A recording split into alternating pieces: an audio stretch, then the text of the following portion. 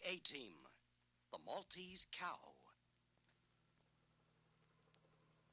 In 1972, a crack commando unit was sent to prison by a military court for a crime they didn't commit.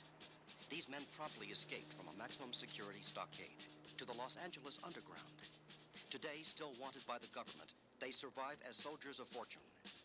If you have a problem, if no one else can help, and if you can find them, maybe you can hire the A-Team. A sunlit day in the bustling part of the city known as Chinatown. There are probably 100 stories to tell on each and every block. But today we are concerned with the one about to take place at the Golden Pagoda restaurant, the pride and joy of Sam Yang and his lovely daughter, Sun. Sam and Sun are busily serving their lunchtime customers when suddenly the front door of the restaurant is kicked open and 4 men burst in dressed in black. Masks cover their faces. They are armed and begin to fire over the heads of screaming, terrified customers. They take aim at the ornate bar, turning the mirror, shelves, and bottles into shards of glass and seas of liquid.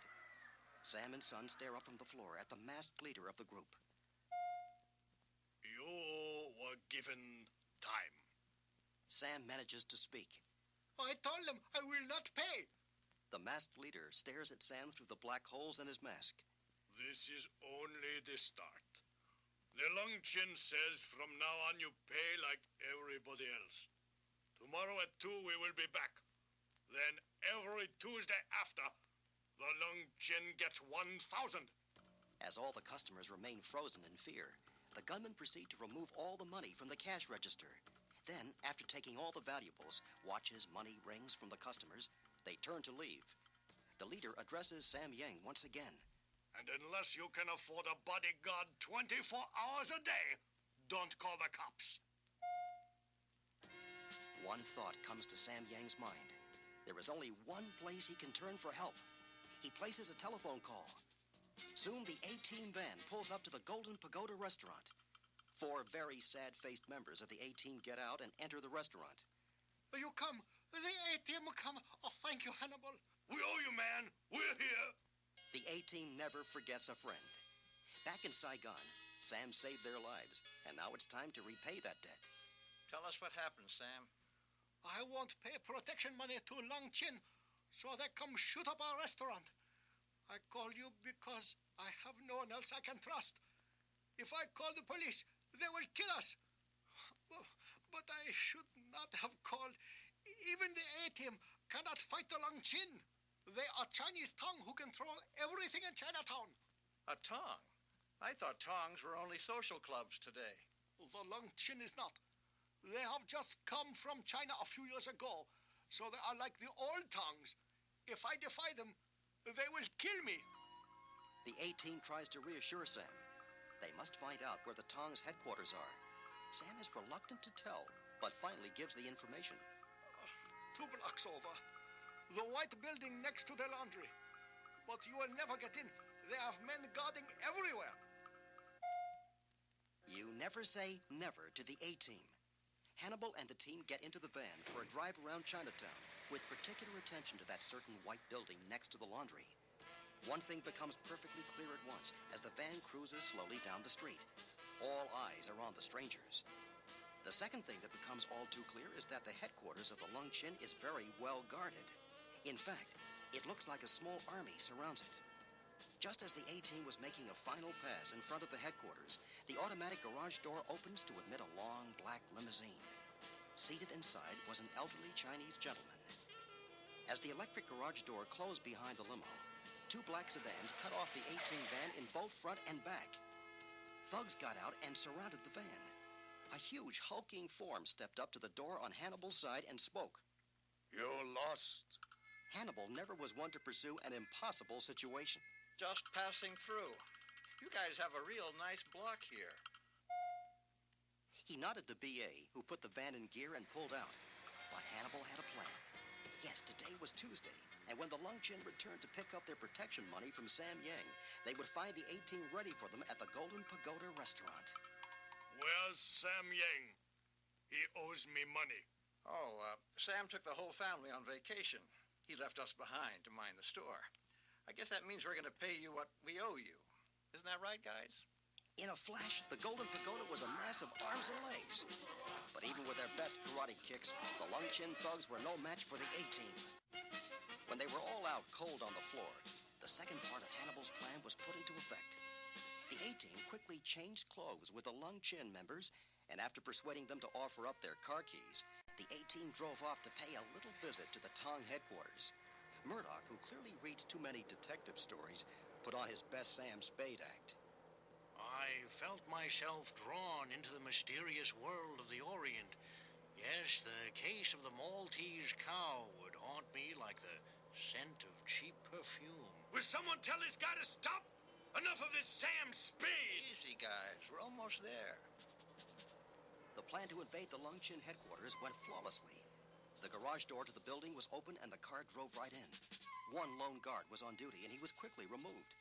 Quietly, the A-Team crept down the hallway to the room where the brain trust of the Lung Chin was meeting. The A-Team listened as Wan Chu, the elderly Chinese man they had glimpsed earlier, spoke. We have two objectives tonight. Number one is to ensure the safe arrival of our old friend, Mr. Chris Thomas, who is returning to the country to resume his very profitable drug business after an unfortunate interruption caused by the United States government. In exchange for a new identity and safe passage back into the country, Mr. Thomas has graciously consented to let us handle the drug traffic in this city. You have all been instructed in this task, and we will meet tonight at 4 a.m., Pier 52. Objective 2 is to revenge the insult brought upon the Lung Chin by Mr. Sam Yang of the Golden Pagoda restaurant. Mr. Yang is refusing to pay the modest sum requested by our organization to ensure the smooth running of his business. Such an insult cannot be allowed. The Golden Pagoda must be destroyed, as well as the people who own it. You'll have your work cut out for you. Do it. Hannibal and the A-Team have heard all they wanted to hear. They burst in, guns blazing. All hands reach for the sky. How did you get in here? You have violated the stronghold of the Lung Chin. Yeah. Now it's your turn to come up with the money box, pal. Money box? For what? Who are you? Friends of the Golden Pagoda restaurant. And we're here to get what's owed to Sam Yang because of what your apes did to his place. Wan Chu is old and wise. In the face of the A-Team guns, he sees no choice, and so he signals one of his men who produces a wooden box filled with thousands of dollars in cold cash. We'll just take it all for now. If there's any left over after we've repaired the Golden Pagoda and paid back all the other people you've been stealing from, we'll get it back to you. We're leaving now. But remember, we can reappear, and you'll never know when or where we can hit you, so you guys better get out of the collection business.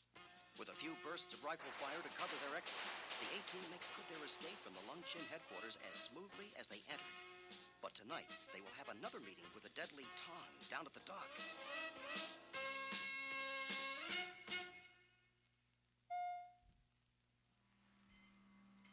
It is nearing 4 a.m. On board a freighter at Pier 52, Wan Chu is meeting with a sinister-looking mobster, Chris Thomas, who is preparing to re-enter the country under a brand-new identity arranged by the Lung Chin. Understandably, Thomas is nervous. Are you sure there are no cops out there? Do not worry, Mr. Thomas. The Lung Chin will take you safely into the city. Thomas nods. He picks up an item, which he holds very carefully under his arm. Wan Chu tries to be helpful. May we carry that for you? I'd like you never to touch that, okay?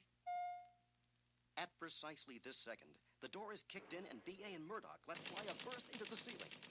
Thomas and Wan Chu hit the floor, and as they do, that precious package Thomas has been carrying under his arm slips out to reveal a porcelain animal that could be a cow.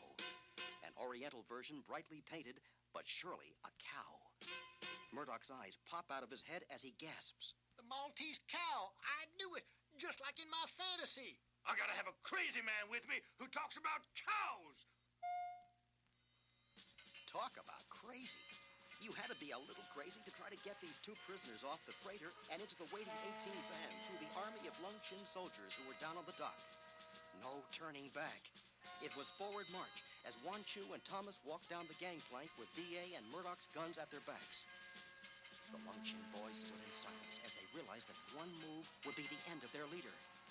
Hannibal and Feist watched from the van as B.A. and Murdoch and their prisoners walked across the dock. The door of the van flung open. As soon as the foursome was inside, Hannibal emptied a box of what looked like grenades onto the dock. He fired a few bursts of gunfire, and explosions were everywhere. Firecrackers! Well, I'll be Sam Spade. What a great idea, Hannibal. That should keep these monkeys busy. Soon the entire dock was lit up with the exploding firecrackers. The Lungchin men were running in every direction, allowing the A-Team van to speed off safely, B.A. at the wheel. Where to, Hannibal? By the police headquarters.